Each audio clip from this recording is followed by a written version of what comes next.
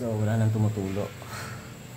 Ngayon malalaman natin kung nagbawas ba siya sa 2,500 na tinakbo ang Shell Advance Long Ride. So ganito yung kulay niya. Madilim na pero tignan natin.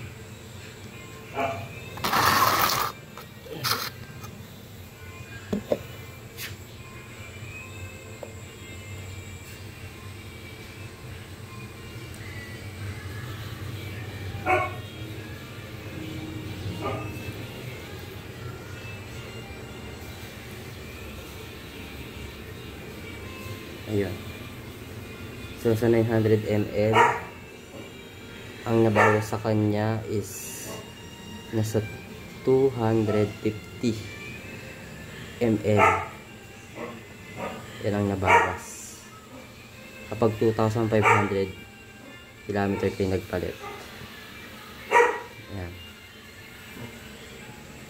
2,500 kilometer. So ang nilagay ko dyan nung last is hanggang dito sa 900. Which is yun ang standard na langis para sa motor.